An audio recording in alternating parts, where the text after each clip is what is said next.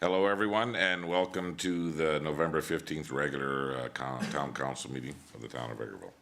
I call this meeting to order at 7 o'clock. Okay, so we'll start off with the adoption of the agenda. I'll be looking for a motion to adopt the agenda. Councillor Curtis makes the motion. Is there any additions or deletions? Seeing none. All those in favor? Thank you, Councillor Bullock. Carried. Next up will be the adoption of the minutes of the organizational meeting of October 23rd. Councillor Berry makes the motion.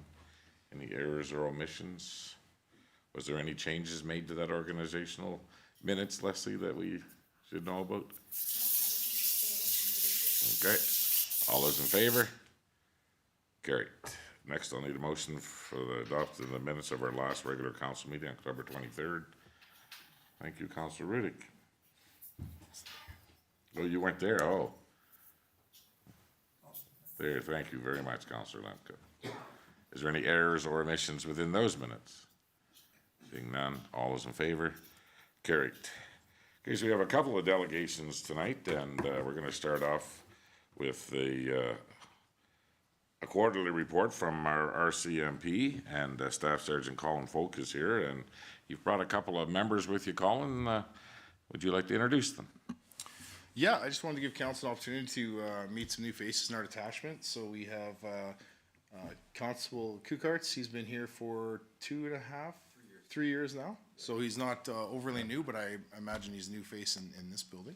Then we have Constable Halawaka. He's got since June 1st, so he's just approaching his 6 months, so he'll be getting signed off RFT right away here. And then Constable Athwell, who's been here 2 months now, 2.5? 3.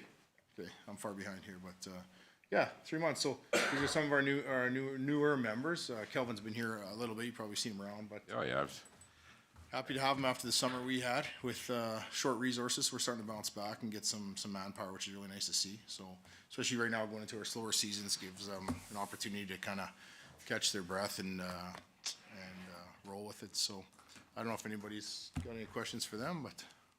Well, first of all, I've met both of you. I've not met you, sir, but how are you finding Vegreville after 3 months? It's good. I've gotten to meet a lot of people in town and learning a lot, so it's been good. Oh, excellent. Well, if you have any questions, don't hesitate to reach out, because I'll tell you right now, Councillor Rudick is somebody you can always depend on. If you have any questions, reach out to her. But if it's any other problems, Colin's your guy. That's who I go to. Anyway, again, I hope you're all finding Vegreville a good place to work, and we sure appreciate the work you guys do every day. So, okay, that being said, let's get down to business. Staff Quarterly report Sergeant. time. Let's do the quarterly report. Okay, so as everybody knows, our priorities this year, based on the feedback we got from the general public and council at the beginning of the year when we developed our annual performance plan, was crime reduction, enhanced road safety, and enhanced public confidence. We struggled with the first quarter producing the numbers that we were looking for. Obviously, with the resource we had, we were down about 40% for the majority of the summertime. We were kind of run ragged there for a long time, and super proud of the work that my members kept doing despite the shortages. Flexibility from this crew is unlike any other, coming in on short notice, working all their days off, and putting the time, still doing the proactive stuff as best they could, writing the search warrants and stuff. So hats off to them for the good work that they did there. Second quarter, our numbers are starting to get back on track. We do our offender management checks, which were quite hard. I don't know if hard is the right word, but on our repeat offenders. So anybody in the community that has a curfew or conditions, we're on top of them all the time. So we're doing offender checks almost every night. We all know that it's a small percentage of people doing a large percentage of the crime. So focusing on those small percentage of people is essential to good policing in the community. So we did 95 offender checks, management checks, and out of that there was a number of breaches that we ended up laying for that, failing to comply with their conditions. So 95 is a good number. It puts us on track to where we need to be for the rest of the year to meet our goals.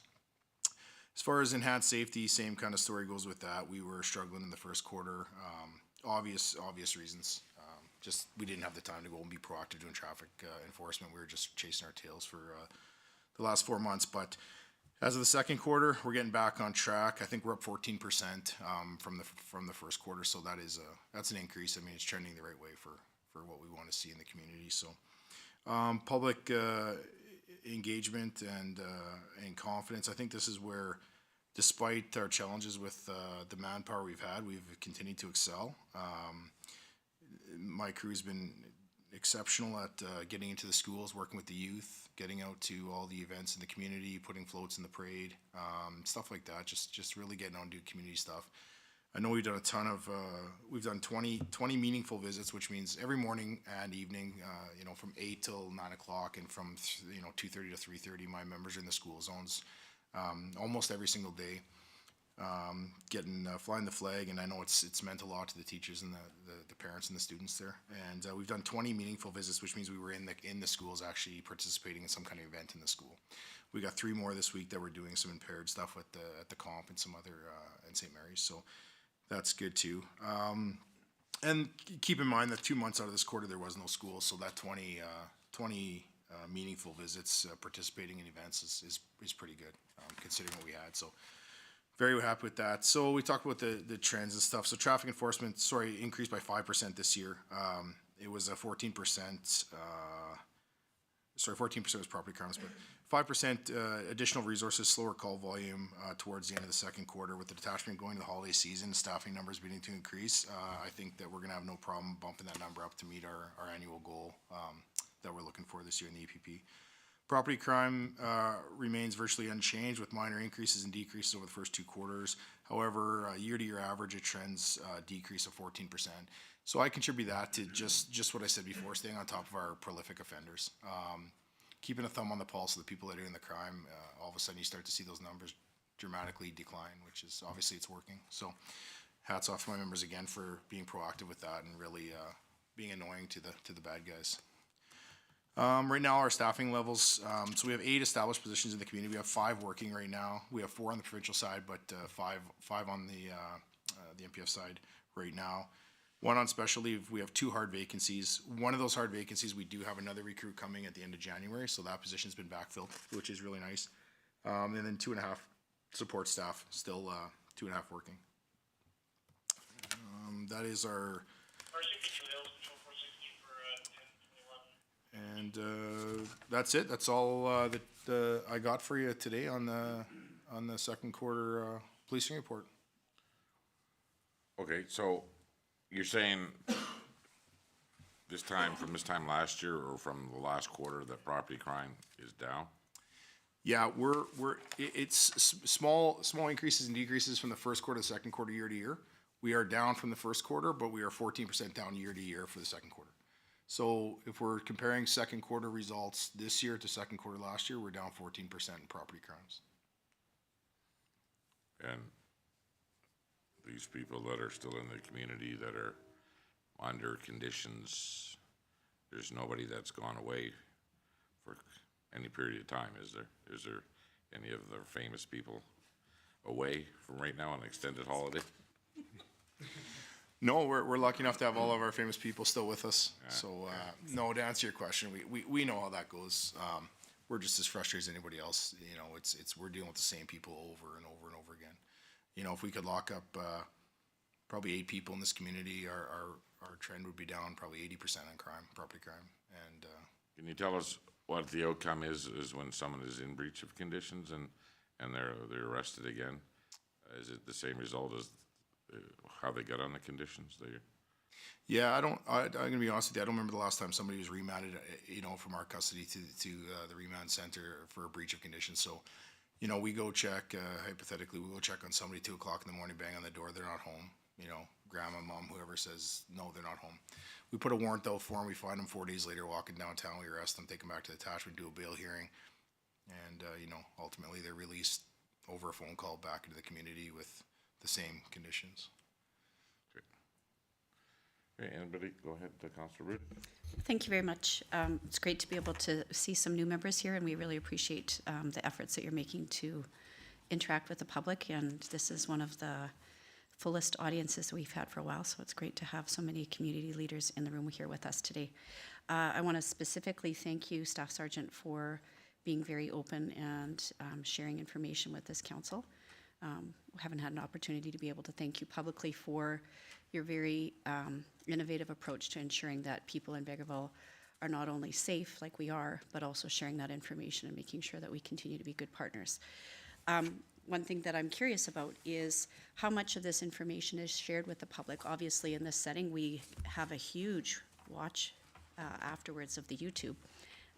But we also have the media here to be able to share that information with the public because, as the mayor alluded to, there's been a number of property crimes lately, and social media always likes to make things a little hotter than it seems. And of course, it happens to people. I mean, all of us on this panel have had things happen to our property as well. But the good news is that it's down 14% property crimes. How do you share that information with the public? Well, we do the blotter, once a week, and we'll be probably, again, I hate to jump the gun on a media release in the community. Everybody knows in the last probably 3 weeks we've had a little bit of a rise in vehicle thefts in the community. It's starting to be a little bit of an issue here. So again, it's the same group of people, transient people coming through town, knowing the people that are here and teaming up with some of our locals to get this stuff done, right? So we got a couple ops plans on the go right now to try and combat that. I'm always reluctant to put out media releases because exactly what you said, everybody kind of, it seems to blow up a lot larger than it is. It has been an issue for the last couple of weeks, so we'll probably have something going out here in the next week or so, just reminding people to, lock their vehicles, don't leave them running, even though the weather's getting cold with the keys in them and stuff like that, because, people are taking opportunities when they present themselves. So to answer your question, yeah, when it becomes a real issue, we got to inform the community so that we can get some, if nothing else, get some people to phone in. There are eyes and ears out there in the streets, right? They might know what's going on. They might suspect their neighbors are up to no good and call us or whatever the case may be. So, yeah, we definitely need help from the community when something like this happens. So we'll be putting something out probably next week. Follow-up.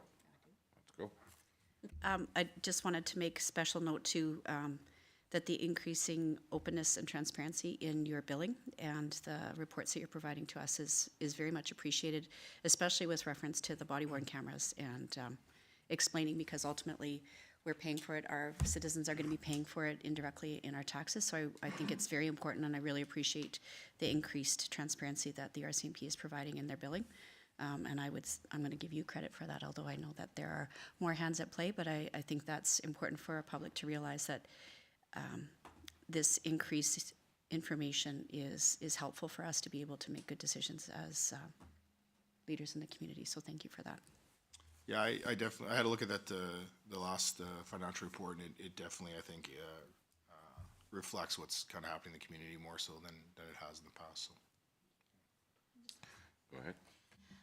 Just a question, but first I did want to say that we have, and I believe will continue to be advocating provincially and federally to see some of the stuff that's out of your hands be addressed, because it seems very unfair for your members to be doing the work that they are, to have somebody make it home before you do, which is unfortunate and seems to be the direction the government has pushed forward with revolving door of repeat offenders, and we've been advocating and still will. One question I did have is, in my daily work role, we quite often get people reach out to us about crime outside of Vegreville, and one of the things we were noting was that people were starting to tell us that for some of the smaller crimes that they weren't reporting them, and we are strongly encouraging them that if you're not reporting it, even if you feel that the officers aren't going to be able to do something about it right now, that they still need that report. Do you find that or think that's a problem here as well? Because as we know, people are putting a lot of stuff on our social media like rant and raves, and I'm just wondering if you're thinking they're calling it in kind of to that same level. Yeah, absolutely, and that's not an issue that's specific to the Vegreville area or the community or the county. That's all over the place, and it comes with the frustration of what we discuss with the repeat offenders. People just feel like what's the point anymore of trying to, we've gotten to the place in society where it's just, it becomes natural for your stuff to get stolen, and you just call your insurance company, you get paid out, and you go buy a new one. And that's a sad reality that we live in, right? So no, we have to make those calls.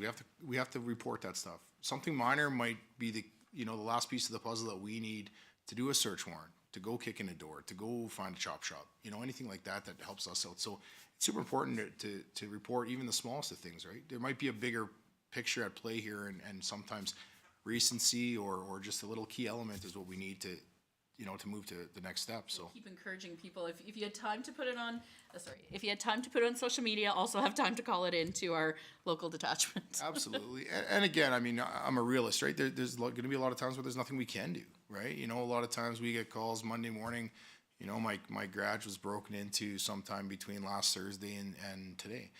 A lot of people watch too much CSI. It doesn't work like that. We can't come out and shine a laser at your house and get a picture of the guy that broke in. So that's not the reality. So, I mean, there's a lot of times where our hands are tied as far as our investigation goes, but there's a lot of times where that little stuff can lead to something bigger as well. So, I let us make that call, right? Let us have that knowledge. So. Thank you.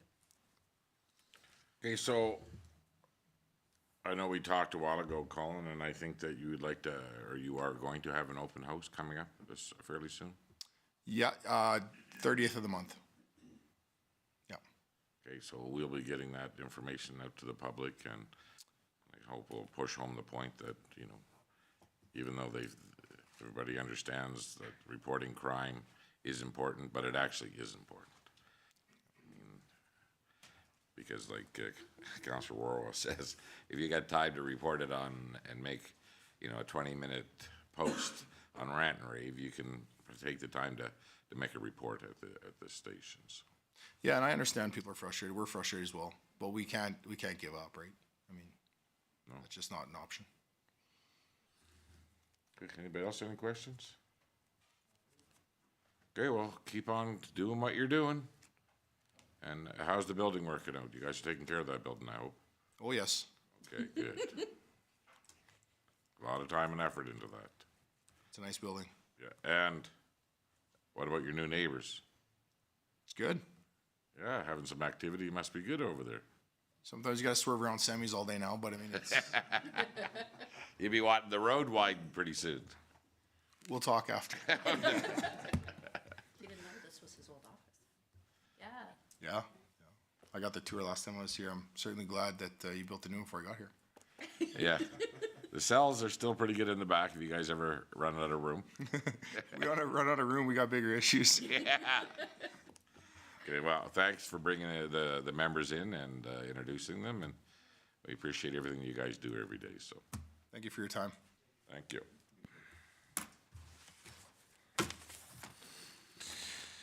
Okay, who's up next? Who's doing the presenting? Kara? Kara. Kira. Okay, well, now we have a presentation from the Vegreville Library Board.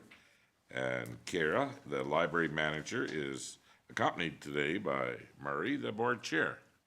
Welcome. Thank you. So, So as you mentioned, I'm Kira Chalupa, the library manager of Vegreville Centennial Library. Oh, there we go. Cool. I'm Kira Chalupa, the manager of Vegreville Centennial Library, and this is Murray Armitage, the board chair for the library board. And we're here today to present to you our 2024 budget. So before you will see a quote. It says, "I find all of the staff friendly and helpful. For me, a library card is the best investment anyone can make. A library is the hub and heart of the community." This is from an anonymous patron that filled out our survey for the 2022 engagement survey that the board developed in 2022 and was released in 2023, earlier this year. Second slide, third slide. Our vision is that Vegreville Centennial Library connects ideas, people, and knowledge. And our mission is that Vegreville Centennial Library strives to be Vegreville's community living room, offering programs and resources for everyone in a welcoming and inclusive space. And this is taken from our current plan of service, which expires at the end of 2024.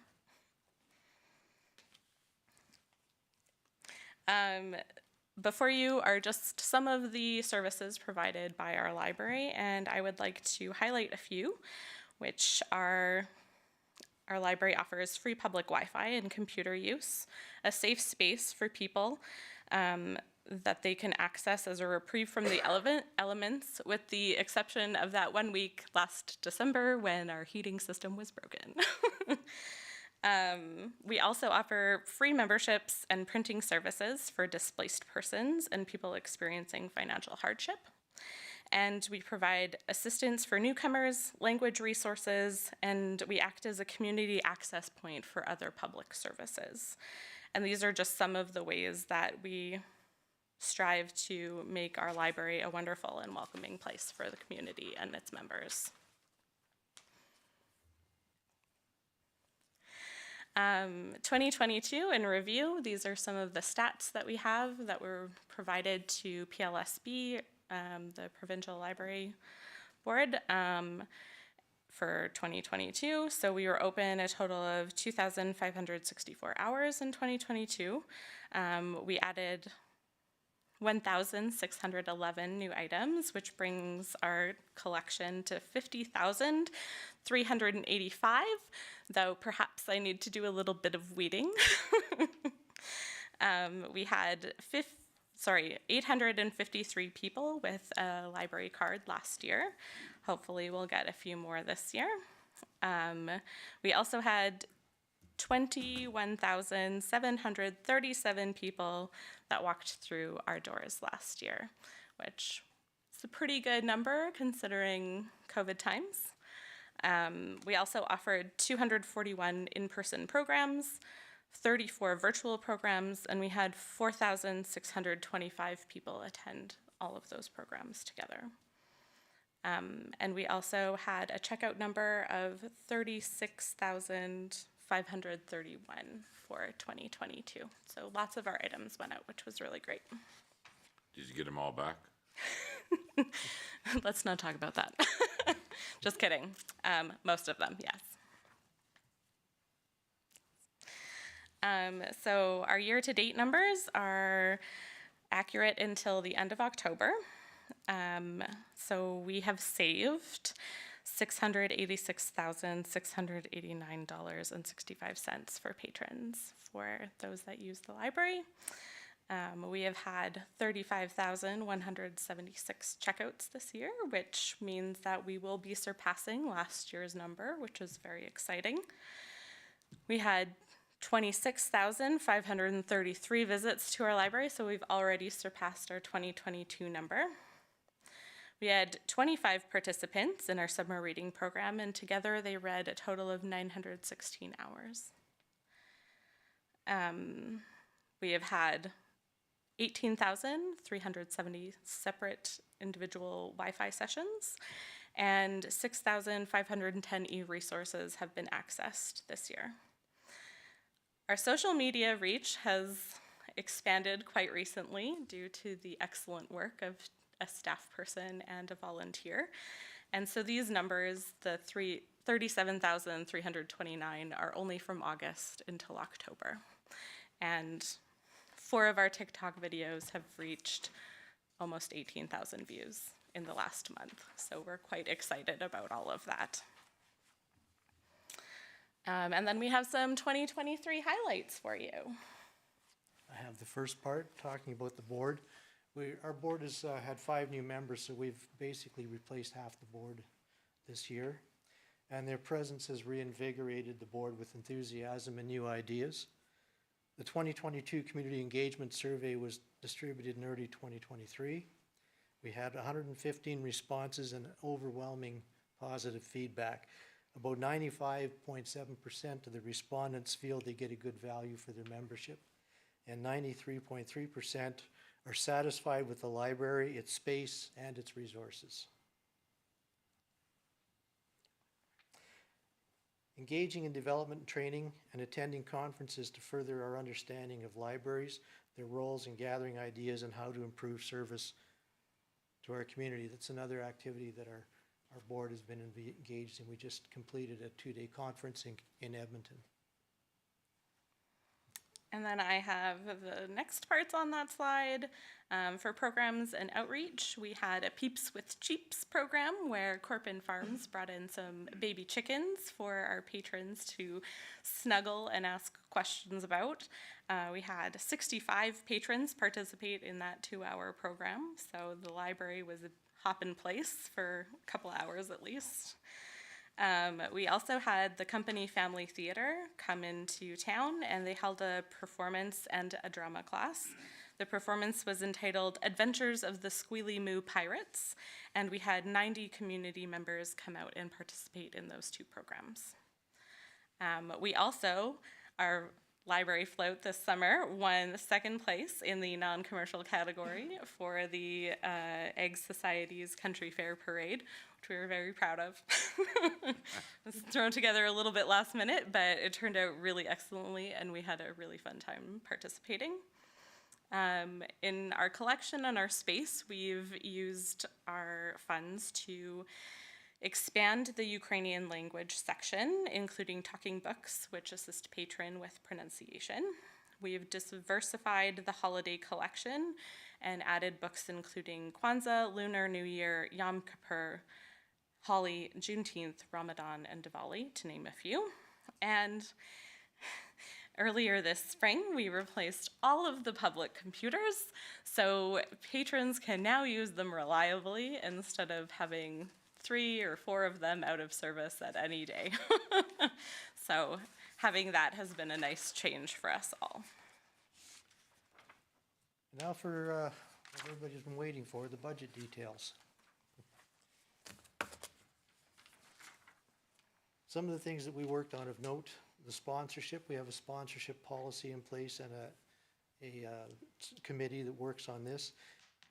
It was approved by the board this fall, and it's creating opportunities for the library to approach organizations for assistance in achieving our project plans and goals. We have a current activity right now, which is a silent auction, which will be going until December the 8th, and lots of support from the community businesses, organizations for that. Our staffing assessment was completed in 2022, and it revealed a shortage in staff per hours of operation. The 2024 budget aims to correct some shortages identified and provide adequate coverage for library operating hours. We've determined an oversight from our last year's budget. We did not have enough staffing to cover breaks, illness, vacations. So it's been a scramble for the whole year. Contributing factors include reduced in-library volunteer hours as fewer volunteers since before COVID. And COVID isn't the only, it was starting to decline then. COVID just accelerated that. We underestimated the number of hours required for the pages in the last budget. There's unfilled vacancies from previous years pre-COVID, so staffing is required. The NLLS levy from the Northern Lights Library System, you're aware of, it increased by 1.5% in 2024, and our budget reflects that announcement. No COLA has been proposed for 2024, even though we know that we're probably going to have a consumer price index of about 3% by the end of the year. And that's due to the need to meet current library needs. We're trying to, believe it or not, we're trying to minimize the impact. We anticipate a need for a COLA increase in 2025, but we're not going to deal with that until then, because if we haven't fixed everything that needs fixing, it may not be there. So, but even with the COLA increase, we need to understand that costs are still rising. We've had 2 really high cost of living years, last year and this year. So they're decreasing, but it's not as fast as we hoped. Bad news up front, at least honest news. The 2024 budget, our request to the town is $319,093. That's our proposed grant from the town. That'll be in your hands to let us know where that goes. Our budget details for revenue, the county grant, 68,000. Fundraising and sponsorship, 11,000. Other grants, 42,374. Our own sources and library general, 18,200. The requested town grant, $319,093. And there's a nice pie chart that shows you where everything is coming from. There's no need to hide the fact that the town is our major benefactor. The expenses, and you know wages and benefits have increased. You guys are experiencing that as well with your staff. $350,401. Operational expenses, $30,800. Collection purchases, $23,700. Fees for NLLS, $30,766.12. Program expenses, $6,000, and additional fees paid to the town of $1,000. And another pie chart that shows those. Again, no surprise, wages and benefits makes up the lion's share of the budget.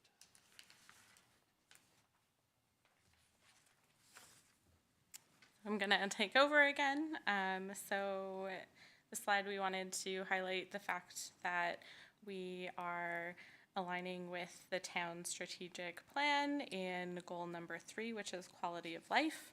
From the strategic plan, it is in order to achieve meaningful growth, Vegreville must not only work to attract new residents and businesses, but also ensure retention of existing citizens and corporations. And we really believe that libraries are critical to communities and that the services that we provide really strengthen the bonds of the people that live here and maybe have a little bit of an influence about whether or not they stay.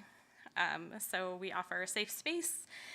The library provides a refuge for people experiencing bad home life situations, provide a critical second and third space for retirees and students, somewhere they can go between homework and school. We provide programs, connection, and socialization, which builds community for and connection among citizens. We provide access to information. A lot of people require health and legal information provided. They can access that through our collection and also through e-resources, and oftentimes staff are able to provide wayfinding tools so that they can get the information that they need.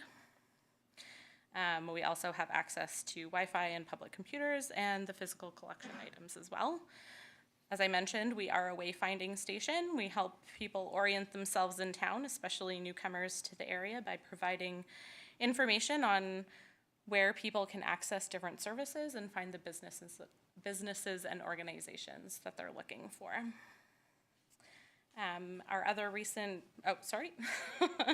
in our plan of service, we are committed to developing a welcoming and inclusive space, developing our collection in a way that makes sure that it is current, extensive, and relevant to the people in our community. And we provide effective and communication and marketing regarding our programs and what the library has to offer. And we provide innovative programming for all ages. In terms of collaboration, we continue to create and nurture partnerships. Some of the people and organizations that we partner with are MHCB, AHS, FCSS, and FRN, the Interagency, CALS, St. Martin's, the Food Bank, Ale Horton, and we've also been working with Alberta Lung to provide radon testing kits to patrons, which will be coming out soon.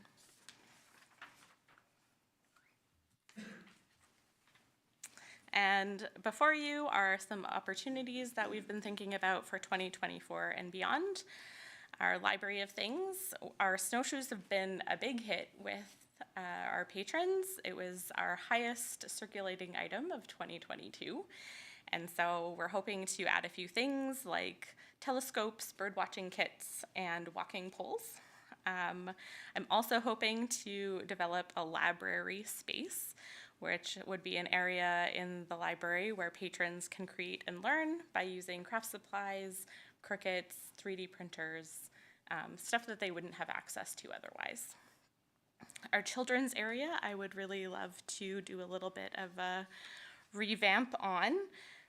The sections need a little bit of reorganizing. I would love to have new and modified shelving for greater accessibility and a safer layout. And overall, I just really would like to create a more welcoming space to invite families to stay a little longer and enjoy the library. We're working currently on creating and implementing a new logo. Hopefully it'll be a little more updated than what we are currently working with, as I know that that's been something mentioned for a while now.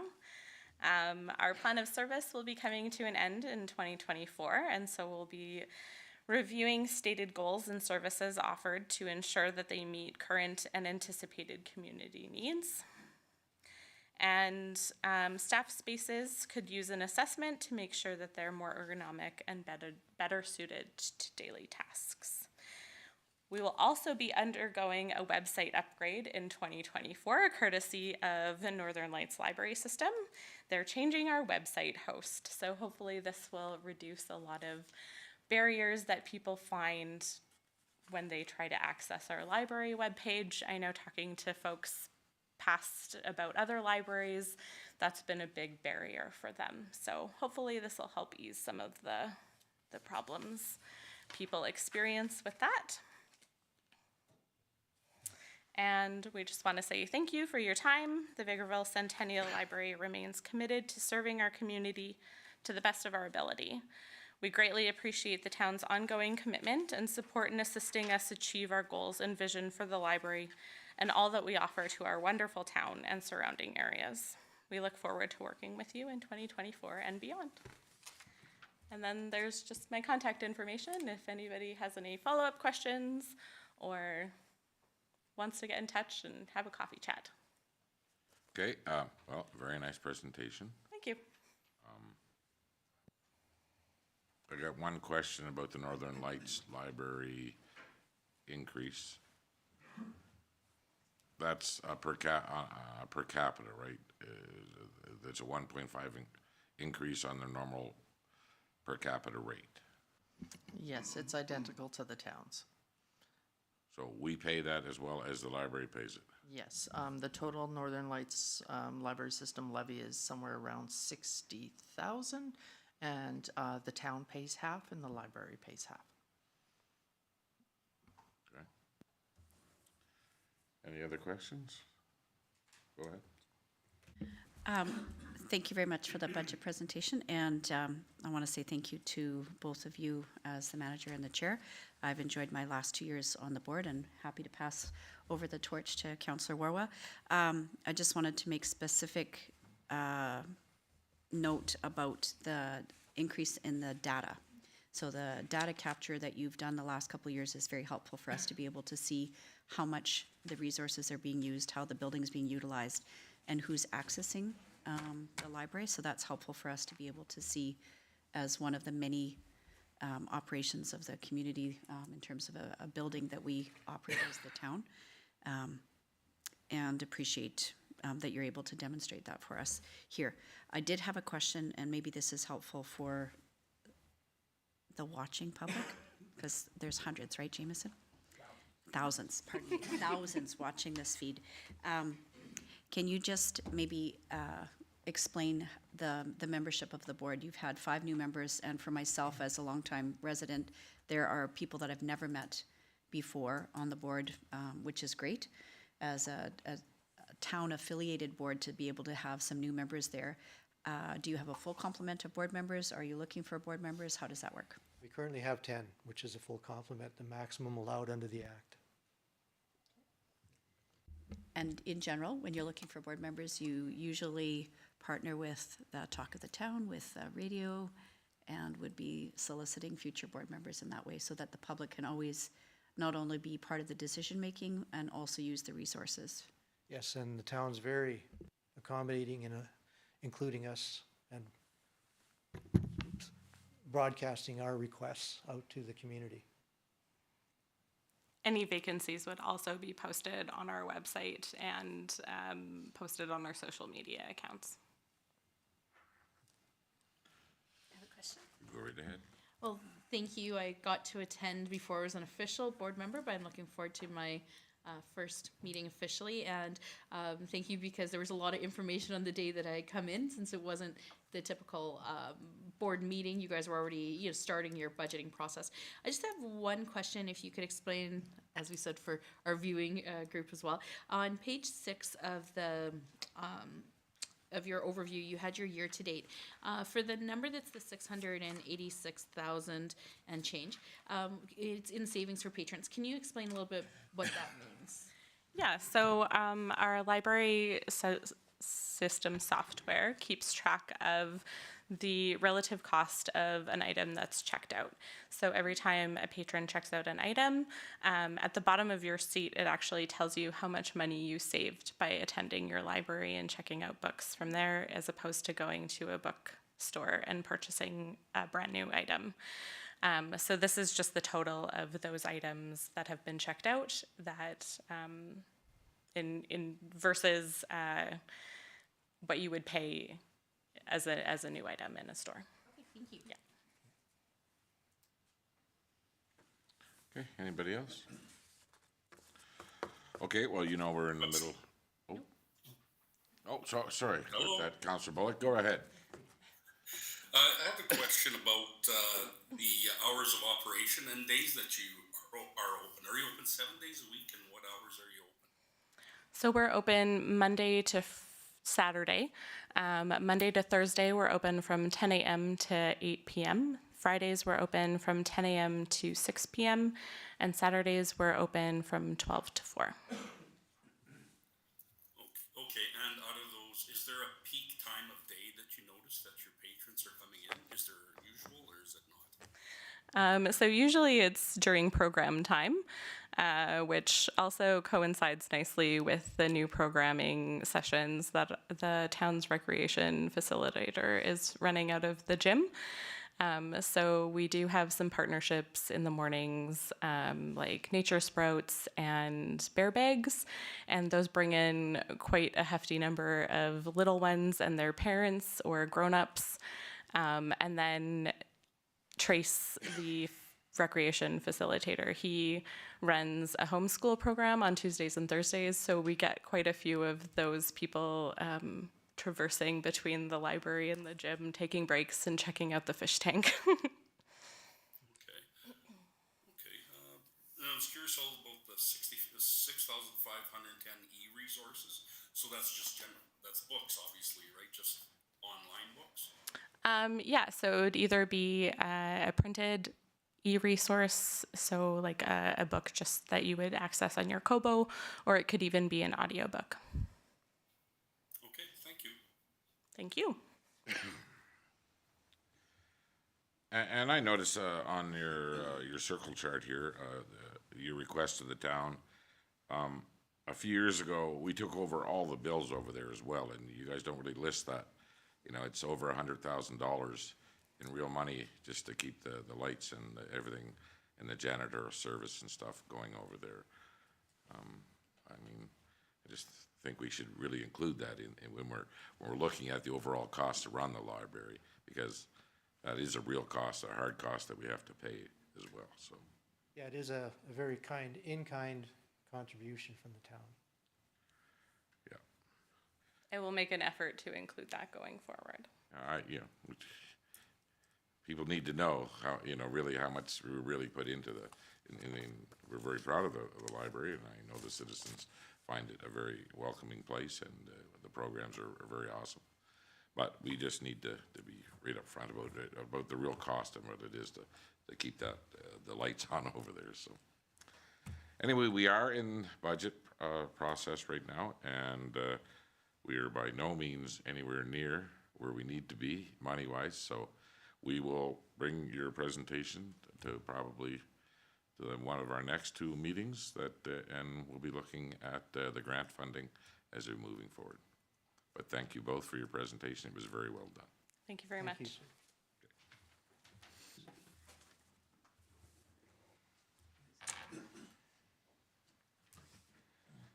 Okay, next up, correspondence. All right, we have correspondence from the Vegreville and District Chamber of Commerce. It reads, "Greeting Council, the Vegreville and District Chamber of Commerce would like to invite you to our annual Christmas party. This will be held at the Social Center on December 8th, 2023. Cocktails will be at 6:30 p.m. and supper will start at 7 p.m. We have a great evening planned with live and silent auctions, followed by a dance with live music from the Audibles. If you are interested in attending, please RSVP by November 24th. Regards, Roxanne Bordniak, the General Manager of the Chamber." So, council will look at their calendars and let Leslie or myself know in the future. We can get you RSVP'd for. So I'm thinking before the 24th, you'd like to know. Yes, please, before the 24th. That would be nice.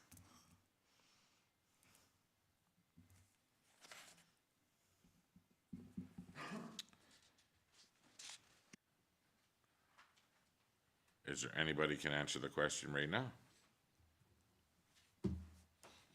One, please. You're going? Yeah. And I'm the new board member, so I feel like I should certainly make sure I'm there. I too shall attend. 3? No? Counselor Bullock? Oh, hello there. Yes, I probably could attend.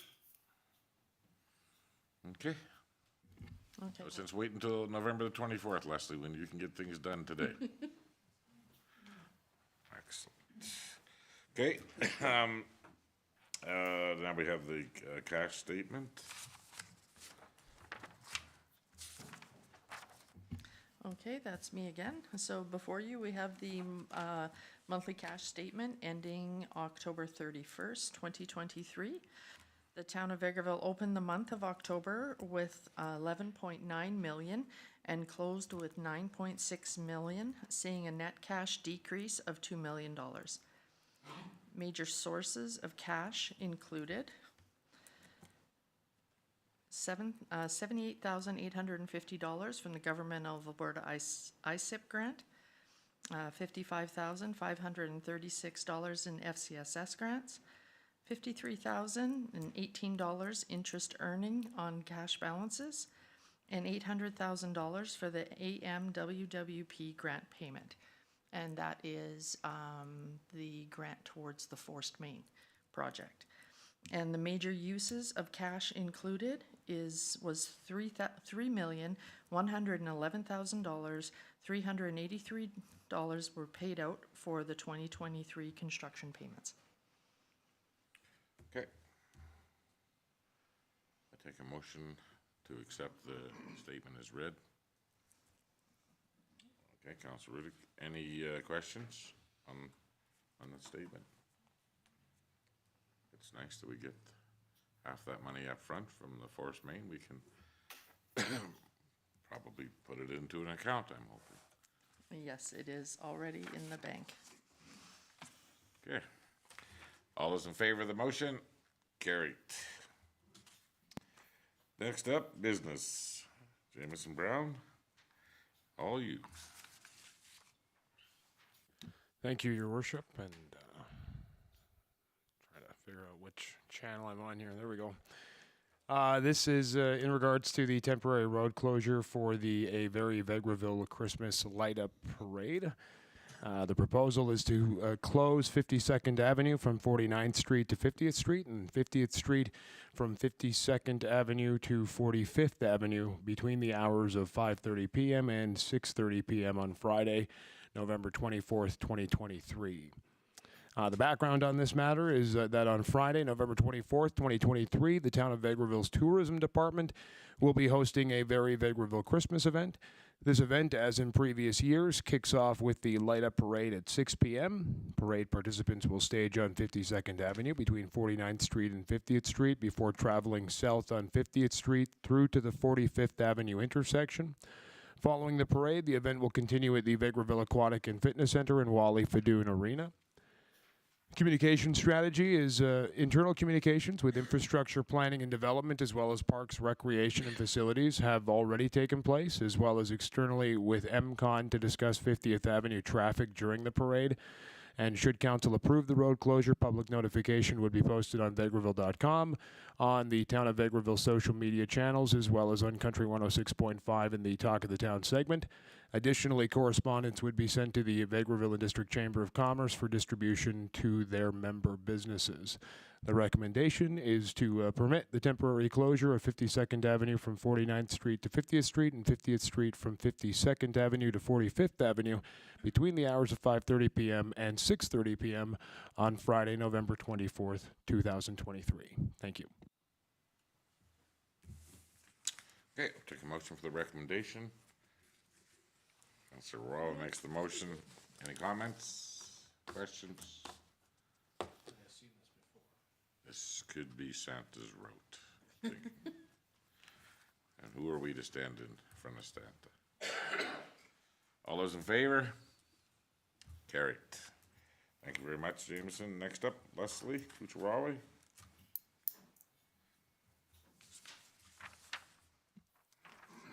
Okay, thank you, Your Worship.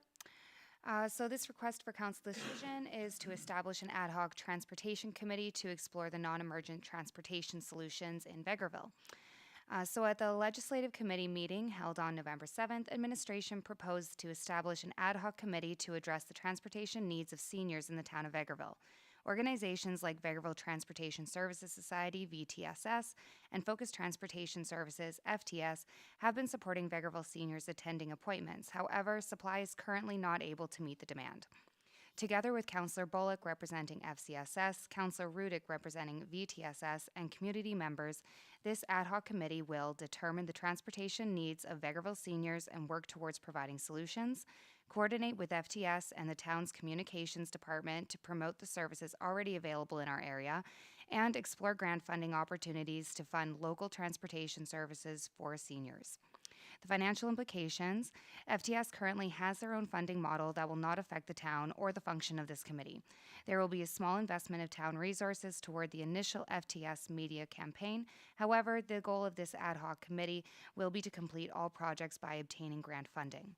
The communication strategy: administration will coordinate with Councillor Bullock and Councillor Rudick to set the meeting dates. Members of the community will be invited to attend and contribute to the goals established above. The committee will also coordinate with FTS and Seed Manager Jameson Brown to create a media campaign promoting focused transportation services. Recommendation to council is that town council establish an ad hoc transportation committee with Councillor Bullock, Councillor Rudick, and myself as acting members. Okay, I'll take a motion for the recommendation. Councillor Barry makes the motion. Any discussion? Go ahead, Councillor Rudick. Happy to see that this ad hoc committee has been struck. We've got some pretty lofty goals written down here, so I just want to ensure that the public is aware that just to manage their expectations that we're going to do our best, but there are large municipalities that have an entire transportation department that struggle to meet the needs of their communities, and we're going to do our best to try to capture some of what's happening in the community and try to meet some of those needs, but we're just going to be working together in partnerships to try to anticipate some of those needs moving forward, but again, just to have a realistic expectation of what we can try to do as partners. Well said, because the goal here is to be able to bring some level of service to seniors. We already know what VTSS is doing, and we know what role the Focus is going to have in town. But we know that there's a greater role that is not being served. But again, it all comes with a price tag.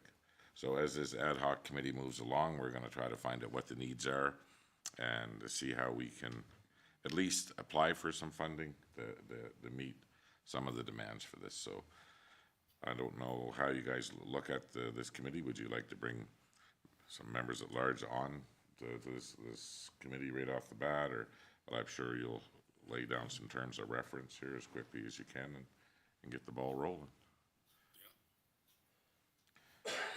Any other comments? Seeing none, all those in favor of the recommendation? Thank you. And thank you, Leslie, for volunteering. Voluntoling. Okay, CAO Ling, you're up next. Okay, this next request for council decision, excuse me, is to appoint Gary Foss as the fire chief. So the background of this is Mitch Newton was named fire chief back in December of 2022. In July of 2023, Mitch Newton was promoted to the Protective Services Manager, but remained fire chief until October 2023, when Gary Foss was promoted to the role. Gary has served the Vegreville Fire Department for the past 25 years, most recently serving as deputy fire chief. Gary officially began his fire chief duties with the town of Vegreville on October 2nd, 2023. The communication strategy is that a letter will be sent to the Alberta Office of the Fire Commissioner. And the recommendation is that Town Council appoint Gary Foss as fire chief of the Vegreville Fire Department. Okay. Looking for a motion? Councilor Lemko makes that motion. No conflict of interest, you being a past fire chief, is there? We'll be fine, I think. No, it's an excellent choice as the fire chief of this community. I think we're in good hands as our past fire chief, Mitch Newton, has moved up to the role of Protective Services. And under his leadership, the fire department has expanded in numbers that is beyond what I had ever imagined. And now Gary Foss, who's moved through the ranks, has taken over as the fire chief, and we're in very good hands right now under that leadership. Thank you. Well, we all welcome Gary on board, and we know that he's been a great member of the fire department for 25 years, and I'm sure he'll do a great job in the chief's role. So, all those in favor? Carried. You got one more here, CAO Ling. The next request for council decision is to reallocate some CCBF grant funds. So the proposal is to reallocate $600,996 of CCBF grant funding to be used on the Prosperity Industrial Park. The background on this is the initial 2023 capital budget allocated $996 of CCBF funding to the force main replacement. This was before the town was a confirmed recipient of $1,265,395 AMWWP grant. The revised plan uses MSI and AMWWP funds for the force main replacement and allocates the $600,966 of CCBF funding to the Prosperity Industrial Park. A financial implication, the reallocation of fund utilizes the $600,966 CCBF funding for Prosperity Industrial Park, and the recommendation is that council approves the $600,966 CCBF funding to be put towards Prosperity Industrial Park. What was that number again? Wow. It's a little tough as I'm reading ahead to the initials already, and Okay, thank you very much. I'll take a motion for the recommendation. Councillor Curtis makes the motion. And any comments? Well, we all knew that we were gonna be moving some of this grant money around, and the fact that who knew the province was keeping an eye on all our grant funding and how it was allocated, so. Anyway, all those in favor? Carried. Okay, next up is bylaw number 05-2023, Records Management and Retention Bylaw. So, we've all gone through this, and is there any comments or any changes that have not been made already to the bylaw? Well, seeing none, I will take a motion for the first reading. I'll make that motion. Thank you, Counselor Bullock. All those in favor? Carried. I guess I do have one question, CAO Ling. Is this a drastic change in the way we were looking after our records and retaining them and storing them from the past? No, it's not a drastic change. We've always followed the provincial guidelines, and it's, the layout of the bylaw is different. It's more user-friendly. Before our bylaw, you always had to go back to the provincial guidelines. And if you didn't know where to find them, they were, depending on how many times the government updated their website, they may not have exactly been in the same spot, and it wasn't really user-friendly for it. So at least this way, all of our staff can take a look at the bylaw, they can go to their departments, and it's just a quick, easy read for them to understand what they need to do with that documentation. Okay, thank you. I'll take a motion for the second reading. Thank you, Councilor Warwa. Any comments? All those in favor? Carried. I will now take a motion for unanimous consent. Councilor Rudick. All those in favor? Carried. And now a motion for the third and final reading, Councilor Barry. Thank you very much. All those in favor? Carried. That's another bylaw updated and off the books. Another 7,000 to go, or where are we at with this? We've been a little remiss this year, so next year might be a little heavier on the bylaw side. Well, I guess they all need updated and to be taken a look at, so. Okay, thank you very much. So next up, we're gonna have council reports. And since Councilor Bullock is up first. Thank you, Your Worship. Back on October 30th, we had a CAL's fundraising meeting.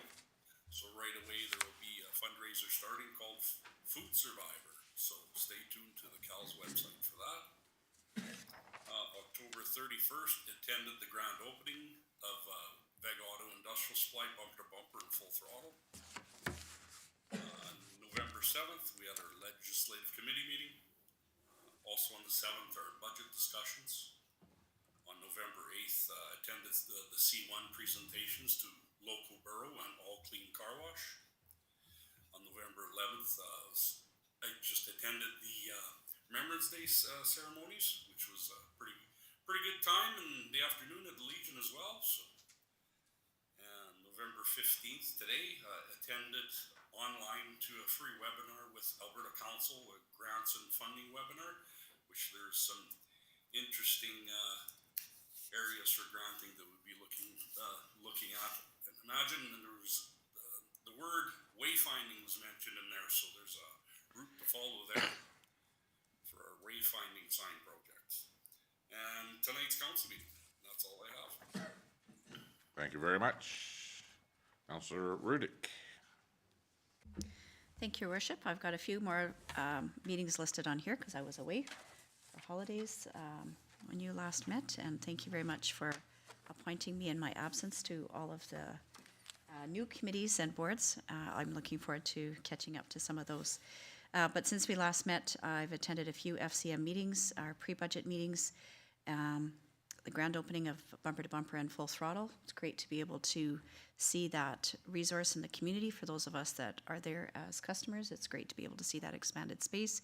As council, it's great to be able to see that space utilized in a way that it was originally designed and intended to and expanded upon. So it's a good news story, and I appreciated the mayor's comments at that grand opening. I think it's important to recognize families that are in business. We've got lots of local families that literally utilize the kids right up to the grandparents, and this is an example of that. Great to be able to have them in their new space. I attended the Rural Municipalities Association Fall Conference last week. Some interesting conversations there with some of our colleagues. I want to make special recognition of the County of Minburn for their partnership. It was great to be able to attend with them and hear some of the conversations that are happening with government. One of the hot topics in the bear pit as well as in the rooms in between sessions was part of the mandate letter for the Municipal Affairs Minister, including partisanship in municipal government. That's a hot button topic, and there are two surveys that are currently being shared. CAO Ling shared them with us, but it's with regards to the Municipal Government Act amendments as well as the local elections, LERA. I can't remember the acronym. So I would encourage anybody that has an interest in the Local Elections Authority Act, thank you, to provide their feedback to the province on these two important acts. These are both significant pieces of legislation that the average person may not interact with on a regular basis, but they have huge impact to the work that we do as council and the work that community leaders provide. I was happy to attend with the mayor on November 9th with some investors and some folks at Initech. And great to be able to remember and highlight the assets of our great team there at Initech. And today I attended FCM Governance Committee. Next week is FCM, Federation of Canadian Municipalities Advocacy Week. So that's once a year when we are on Parliament Hill meeting with people from all major federal parties to talk about the interests of municipalities. And for those of you that have been paying attention to the news, the Council of Federation, which is an inversion of our name, which is the provincial leadership, provincial and territorial leaders from across the country have come out swinging against municipalities, which is highly problematic. We've been called gatekeepers and the cause of a lot of problems that communities across the country are facing with regards to homelessness, housing, affordability, etc. The interesting part of all that is that the facts don't match their press releases, and FCM has issued a statement to ensure that we're responding, asking for an appeal and streamlining our collaboration, working as partners, not making it more complex, and ensuring that all orders of government work together, ensuring that municipalities have a full seat at the table. And it's increasingly important when dollars are more scarce to ensure that money so as we did earlier in this meeting, the Canada Community Building Fund is money from the federal government that the FCM has successfully advocated for, created by former Prime Minister Stephen Harper during his term in government, to ensure that municipalities had the ability to be able to make important infrastructure decisions just like we do here. So next week is going to be an important week of engagement for us in Ottawa, and I look forward to being able to carry the flag and introduce the idea again that municipal government, local leaders are champions in their communities across the country and from coast to coast to coast. And I look forward to carrying the Pissinka flag high in Ottawa next week. And that is my report. Thank you very much. Councilor Orwell. Thank you. I didn't have an extremely heavy session, so I did food bank delivery with Councillor Curtis. Thank you for the assist there. And I had the legislative meeting on November 7th, as well as budget discussions. I attended the Remembrance Day on November 11th, and it was actually, I thought, quite a full crowd, so it was nice to see. I thought there was a lot of people there, and it was nice to see people from throughout the community and surrounding communities in the audience, so that was really, really nice to see. I had tonight's council meeting, and earlier today I got to spend a little bit of time with Anna Polyev, so it was a nice day. With who? Kira's wife. Oh. Yeah. Nice. Yes, so I may need one of those Pessinkas to bring along. Did you invite them to Vegreville?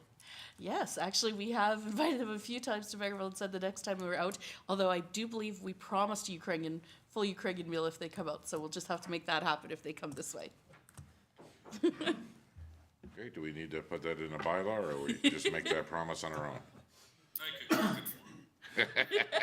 I got pickles. Thank you very You much. got pickles. Councillor Barry. Thank you, Your Worship. I have a number of things here, so I'm going to abbreviate it a little bit because I know you're all very interested in the Vermilion River watershed, and you'd like me to go at length when I talk about aquifers and such, but I'll skip that one. On the 27th, His Worship and myself met with Don Riley of Focus Transport, and I'm going to skip down to a portion of today as well, where Don Riley came from Vegreville, or from Vermilion, I'm sorry, to Vegreville, and she gave a very good presentation to our hospital board, and there is some very positive feedback and strong interest in their being involved in the community for non-emergent transportation. So she made some good contacts with Lindsay at the hospital and Dr. Hollins and even the lodge. And I think that this is a good starting point for looking at it. Some of the concerns that were previously thought of were spelled away, dispelled quite easily by Dawn as to just how it operates and what they could achieve. So I think that this is a good starting point for the ad hoc committee and et cetera to work on it and bring forward just what might be feasible in the future. The other things is at the new business park presentations and the grand opening of Bumper to Bumper, and then there's the town safety meeting that I attended, and it was really good to see all of the staff together again and getting updates, et cetera, on just what is taking place in the town. I think that it was very nice to see everybody. And I'm going to combine in a minute here the meeting that I had with the Vegreville Community Health Service Awareness meeting and the VRPHPARC meeting, as well as today's hospital community board. In between that, there is a ledge meeting, and there is a budget meeting and a check presentation. But what I want to do is just sort of summarize what I got out of those 3 different meetings, because I hear some of the same sort of things 3 different times, but different ways from different people about community awareness for healthcare, and not just only in Vegreville, but in our whole regional area. And then looking at it from doctor retention, et cetera. Right now, the hospital is really busy. So again, there's 17 of the 24 beds are occupied by patients waiting for placement for alternate level of care. So they're looking for long-term care, which is not available. And that spreads right across the entire province. It's the same sort of thing. Every time we think that this is getting better, it just drops right back and gets worse. So what does that actually mean? Well, that means that the emergency room is really busy as well. And it's busy because the shortage of beds upstairs, if they have somebody in the emergency that they have to move upstairs and there's no beds available, then they have found themselves having to actually treat patients for 2 or 3 days in the emergency room. That stresses the people who handle the emergency room. So you look at it the other way, and currently we have 7 doctors, but we should have 10. So the clinic is short-staffed. So that results in long waiting times to get appointments. So more people go to the emergency room. So we're just, every little thing just keeps combining, But on the plus side, we have 2 doctors right now that are in queue, going through 2 very different steps. And so a 3rd one that is being waitlisted. So by spring, hopefully we'll have 2 or 3 new doctors. And that'll relieve things at the clinic. But in the meantime, the PCN is moving to the clinic, and that's going to help operations at the clinic. And they've already got 1 nurse practitioner who's already starting to take care of walk-in patients. That helps to free up the doctors to see patients that really need to see a doctor. So there are things that are moving here, that hopefully by spring, maybe we can have more doctors in place, the nurse practitioners in place, reduce the waiting times at the clinic, to reduce the numbers that are going to the emergency, and maybe we can find somewheres in this province long-term care so that we can start getting patients into long-term care that should not be in the hospital. So I'm hoping that all of the changes that are being proposed by our provincial government right now, talking about healthcare, that they will actually start addressing some of these things. So that's kind of just where I'm coming from on this right now, is that there really is a need for a big change. On the transportation side, well, maybe we can relieve so that the ambulances aren't tied up all the time too. So there's a lot of work that needs to be done, and I'm really hopeful that the provincial government will start addressing it. Thank you. Thank you. Councilor Curtis. Thank you very much. So for me, I had a shorter list as well this past little while. So we had our tourism board meeting, and I'll pull a few highlights out of there. I'm the stats guy, so I'm going to give some stats as I always do because I like to. So for the Visitor Information Center and our egg park this year, we tracked over 64,000 people. So down a little bit from the previous year, but we did have a little bit of construction going on. So still great to see 64,000 people there. Over 31,000 people came into our visitor center, so that was up 10,000 from the previous year. So people getting inside and checking out what we have in there. Over 27,000 people counseled, so that's our staff down there meeting and talking with people. And that's up 15,000 from the previous year. Phone calls, 6,000 phone calls, and that's up 4,000 from the previous year. So that's a lot of interest, which is great. Nights camped, so 2,000. I forget how they do that, but it's all the lots and all the nights put together equals out, I believe, to about 2,000 nights. Borrow a boat 400 times and borrow a bike 120. So everything's getting used. And just a little bit more on the addition of our Pasanka Putt-Putt. 350 times it was used in the 2 months, and I don't believe that includes the Canada Day, right? So definitely more than that. So for only 2 months, very, very good use out of that. So I think that's going to be a good success going forward.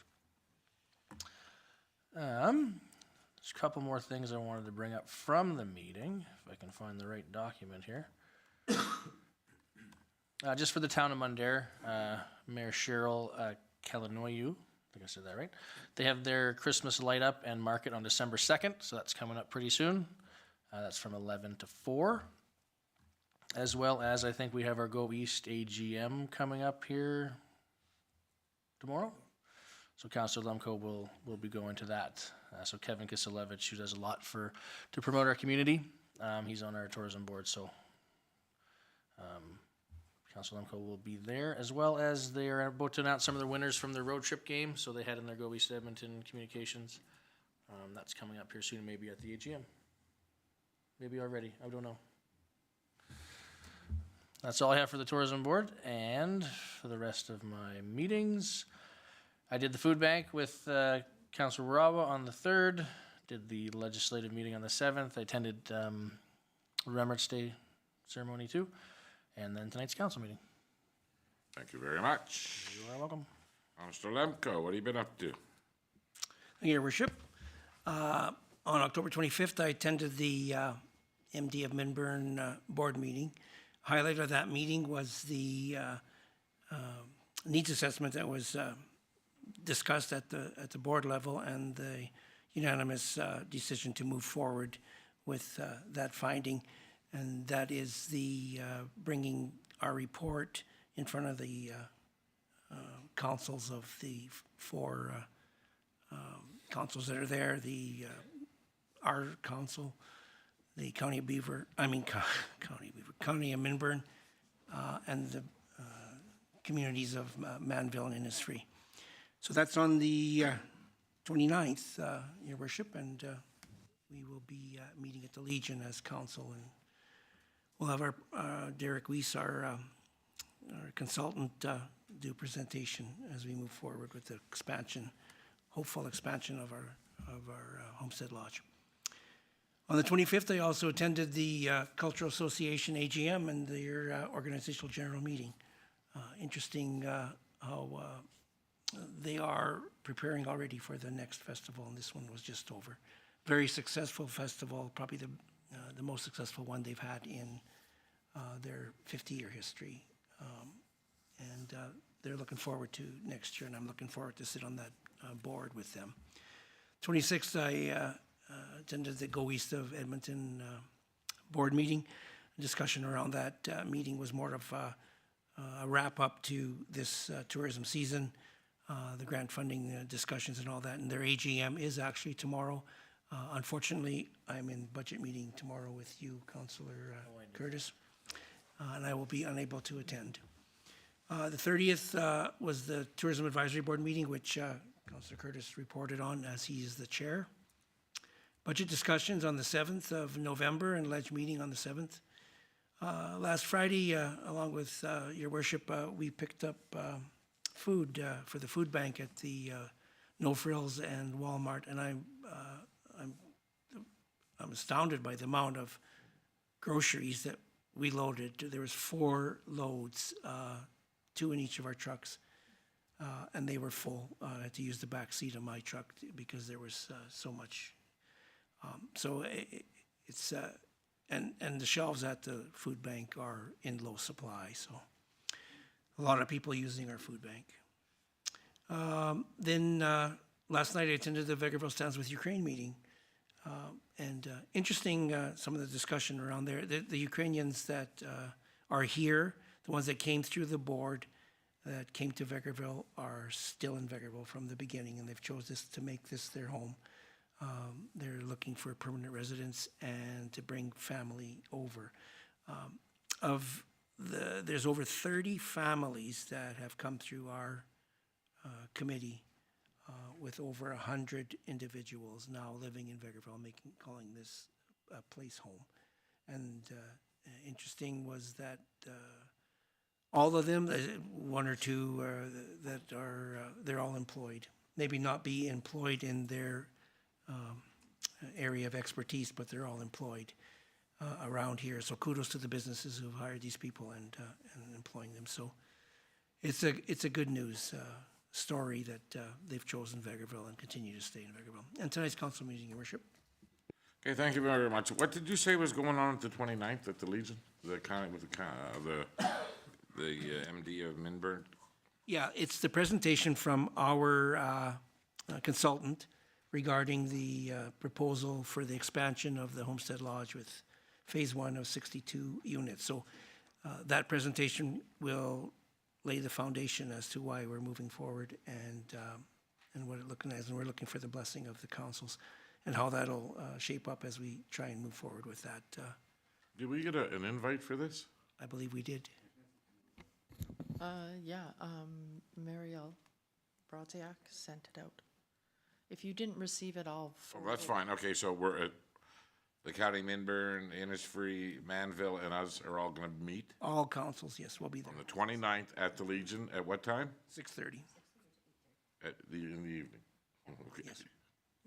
Yes. Okay. I read that someplace, something, but I didn't. I believe I shared it through Okay. there. Perfect. Thank you very much. Okay, so on the 23rd of October, CAO Ling and myself attended the Rotary Club meeting, and it was a nice meeting, nice meal, and they had, what was he, the Grand Poobah, or he was the? District Governor. District, yes. Governor. And I've met him before too. He was at the opening of the skate park and stuff, but real nice gentleman. And we got to know a little bit how they work, the Rotary Club. I didn't know how they raise money internally and help support some of their own projects and stuff. So it was nice meeting, and it's always nice seeing the members over there. Also that afternoon on the 23rd, I met with Director Lefebvre and myself, and with the IP&D banter over top of us regarding some some perceived problems, and we're addressing them right now with, hopefully we'll have Environment Alberta involved in a meeting soon.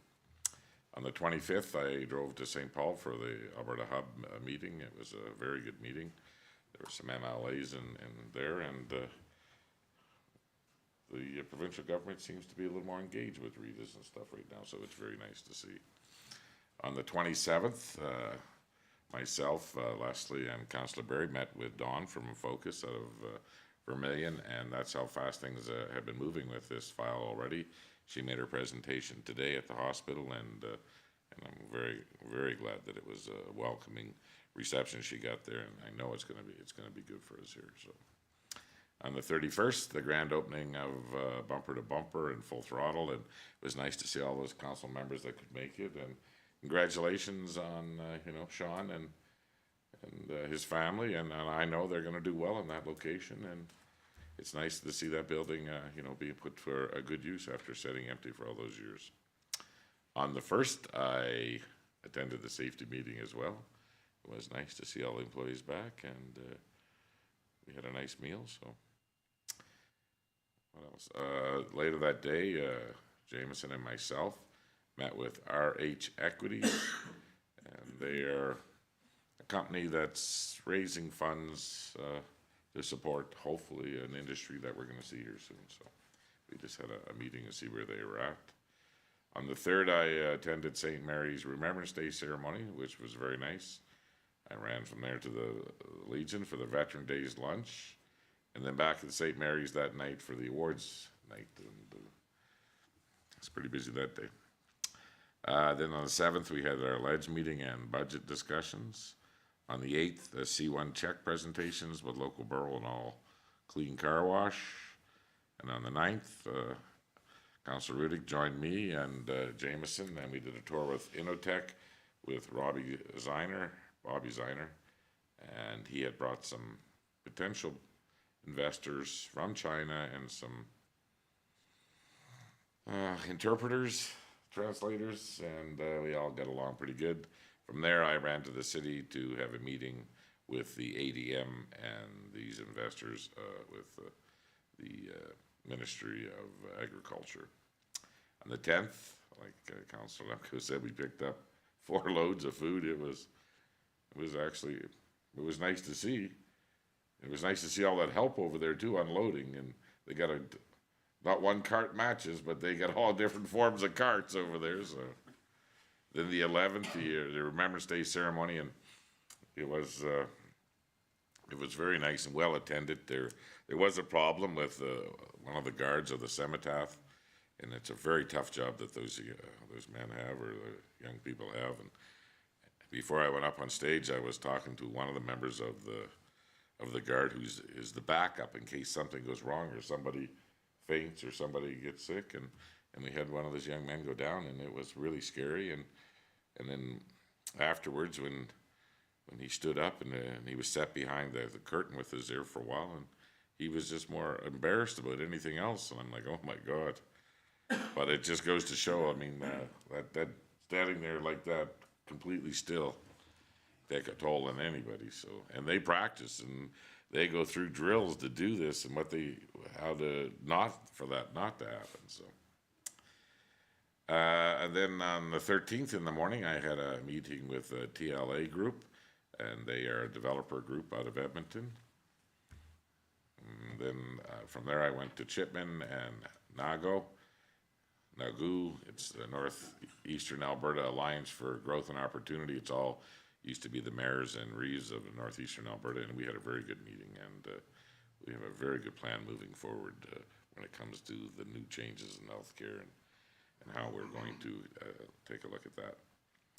And then from there, I attended Canadian Hemp Trade Alliance. Their conference is in Nisku this year. So Jameson and myself were there Tuesday and all day today. Yesterday we was on a lot of tours, which were very nice. We did a tour of the international airport, and they are just busting open 2,000 acres just like that. Like, we're just going to open that up over there, another 2,000 acres, and it was pretty impressive, the way that they do things there, and just to see just how forward thinking they are and their vision. There's nothing holding them back there. It's so yeah, it was and then the conference today. Yesterday was the AGM of the Canadian Hemp Trade Alliance, and then today was breakout sessions and stuff. We were one of the sponsors there today, and so we got a chance to plug the town of Vegreville and what our interest is in the hemp industry. And I asked Jameson to do it this time. I think those people are getting a little tired listening to me. And he did a very good job. So, and everybody was saying, why would you even speak when you got him around? So it worked out well. And then tonight's council meeting. So thank you all for what you do every day. Appreciate it. And I hope that the citizens understand that some weeks are not as busy as others. But with that being said, is there any other business of council? If not, I need to have a conversation in closed session regarding some land issues. So I will take a motion to go into closed session. Councilor Berry makes the motion. All those in favor? Carried, and that is at 8:31, Leslie. Okay, we'll take a 5-minute break, and then we'll get to that issue.